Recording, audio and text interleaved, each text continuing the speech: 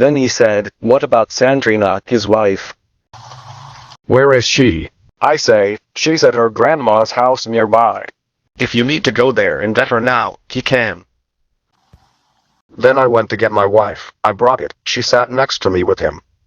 Then he's there, and Carlino comes the call of God. I'm opening the doors for him. Now here's the thing. He's going to start from scratch. I'm going to give him a minimum wage allowance, and he's going to work, and God is going to honor him. Okay, Carlinos? I say I'm ready. Then she said, go pastor. He went to Nuclibre. Nuclibre will give him independence. He will start earning 10 minimum wages. He used to earn 4. Then I said, well, but that's up to him. What is your opinion, Sandrina? She said I don't agree. Boy, when she said I don't agree, the man turned into a beast. He got upset, punched the table. This I called you out of education, but what counts is the opinion of man. For me, a woman's opinion means nothing. He said it. Spoke this to my wife. I mean, what do you mean? He said that a woman's opinion is worthless. It's worth nothing, it's worth the opinion of man. Then he just said this. You are going. Think. And tomorrow you give me the answer. I said, it's okay. There we went. When he arrived at her mother's house, and we count, everyone was against it. You are crazy. How do you go on an adventure like this? You are now that joined Nucleobras. I went to my parents' house when I told. Everyone against it. Everyone against it. My wife against it, crying. Then the bar got heavy, so I looked for him. The next day I told him, I reported all this, right? He said, okay, do the following. You give it some time. You stay helping Pacho Joasir there, which was the neighborhood. There was a neighborhood there, like it goes to MEIA, which I don't remember. Wonder Isabel? No, it's not Garavilla Isabel. I'll remember soon. It's been so many years that sometimes my memory fails to remember names, you know?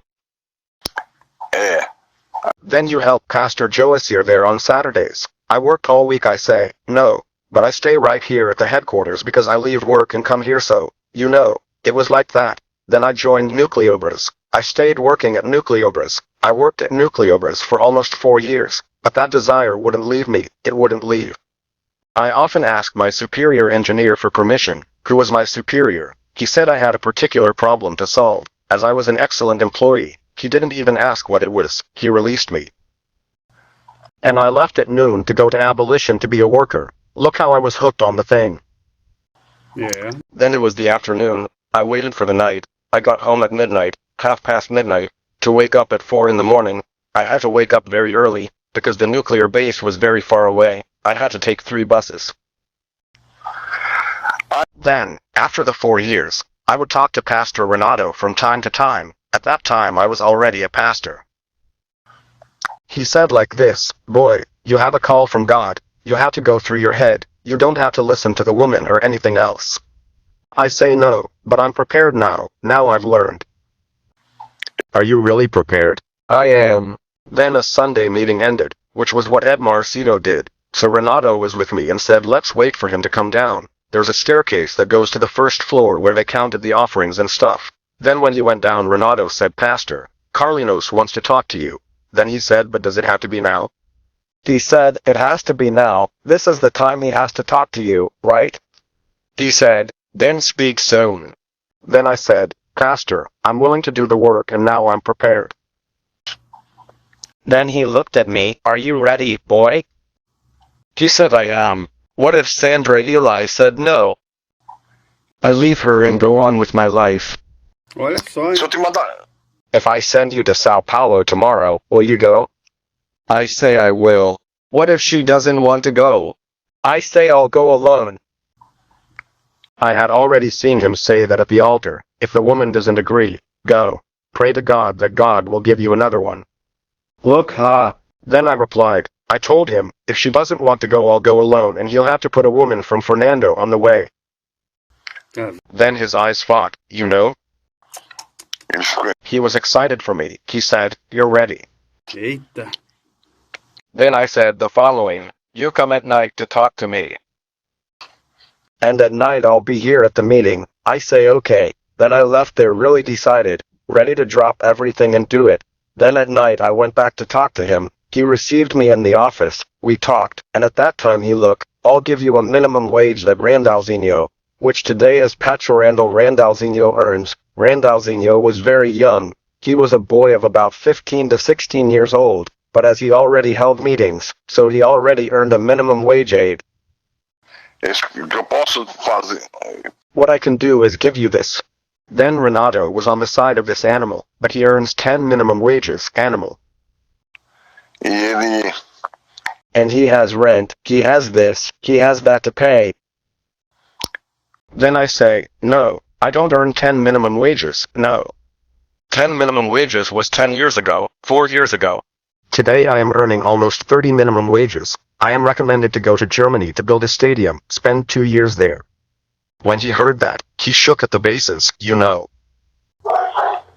He said, Macedo. "Look, Macedo, isn't it better for you to stay with Mourinho alone? I can't pay for that player's pass, right? He said, "I can't pay for that player's pass. His pass is too expensive, yeah." And he felt the responsibility, as if to say, wow, the guy is at the top of the pyramid. If it doesn't work out, how are you going to do it? I think it was more that way, you know? Yes, he thought true. Then he said, "No, not pastor. I'm ready. I want to." I dropped everything. Then he said, "Don't you want to ask for a vacation, spend 30 days in February? Then you stay here with Renato, at Renato's meetings. You help open the meeting, close it, say that prayer, such. Then you see, if that's what you want." I say no. If I do that, I'm not acting on faith. I had my head made up, you know? I say, it has to be by faith. Then he said, "Good. It's your responsibility." I say, "Oh, good." He said, "It's okay. You can quit your job." There. Boy, I quit my job. I started working, getting scratched as a worker. And on Saturday afternoons I had a meeting. I suppose that Saturday afternoon was a bit warm. There was no risk of causing a problem, right? But then, my brother, a serious problem started at my house. My wife had no alternative. She couldn't accompany me. But when she started to see the fridge empty, just water and minimum wage, for someone who earned almost 30, imagine the difference, right? How has the standard of living changed? So I had to sell the car. I had a mortgage on a house in Cabo Frio. A brother-in-law passed me, who got rid of everything. Until a few months passed, about 7, 8 months. Every Monday there was a meeting of pastors in a Balacao. And I attended that meeting too. Then, in one of those meetings, he said, "I want to talk to you at the end." I said, "Okay." Then, when it was over, he told the shepherds to leave. It was just me and him. Then, he said, "Look, Carlinos, there's a pastor in the Northeast who's stealing. I'm going to have to take him out, and I want to put you there as head of state." I say, "How?" He said, "You're going to be head of state. Are you ready to go?"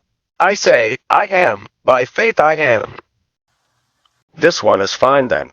So, on Monday, go to Radio Copacabana. I had already bought Radio Copacabana, and I will guide you there. I went on Monday, introduced myself. I didn't even remember. "What's the topic? Isn't it the subject of this that I'm going to receive?" He said, "Oh yes, it's Mahindra. Take your car." I had Janai. I had another car, which was a used Corsair too. "Take your car and hit the road today.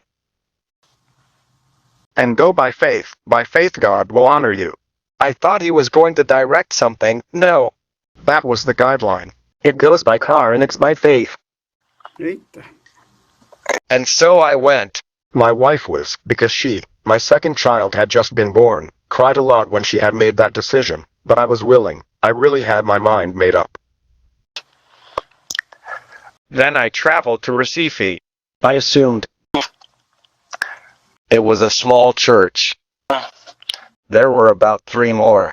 little ones, Infrequently, shepherds in need. it was a horrible thing. And there was a television program I had never done on television. I went to do it and it worked. I adapted very well. The television people I have a lot of experience with in Rio and Sao Paulo. I say no, I never passed even on the sidewalk of a television. Not counting you, what year was that? Do you remember? As? What are you talking about when you went to Recife? What year was that? Do you remember? 80. I think 83. And it's at the very beginning, and it worked. Boy, I was doing television, the church was full, it was overcrowded. Then I saw them doing Maracanazinho in Rio de Janeiro. In Recife they have a smaller gym than Maracanazinho, but very close in quantity of people. About 20,000 people walk using it. For example, here was Geraldão. I say, I'm going to hold a meeting at Geraldão. So I prepared it, put the vignette on the radio. The duel of the gods, that really messy thing, right? You who are paralyzed will walk. You who are blind will see. You who are hopeless in medicine will be healed. My brother, on the Sunday I went to do it. I picked up my wife. We took the car there. I almost couldn't believe what my eyes were seeing. All gymnasium mediations overcrowded by buses, coming from all cities in the interior of Pernambuco. When I walked in, it was hyper crowded. The crowded court, the crowded Sophie Moncada. That was an impressive thing. So I did it, and that mere story, that heart screaming. But I've never seen a paralyzed man walk. I've never seen a blind man see. I've never seen him. I'm speaking with all the anxiety in my soul. And that was what tormented me. Once I was at the Maracana, when he held a meeting at the Maracana, now at the stadium, and he made a challenge for those who had problems with their eyesight. I remember. Do you remember? Yes, sir. He put his 2 thumbs in the shape of a cross, one on the right and one on the left. He said a prayer and at the end he said, "Whoever is cured, throw the game away." And that pile of glasses on top of the altar, him stepping on them, breaking them. Then when he finished it there, he instructed every leader of the state to do the same. I had a second meeting scheduled for this gym. He said, well, I'll do it at the gym, and I did. And it rained glasses. But on Monday it rained people at the headquarters, saying they can't see me because I wanted my glasses back.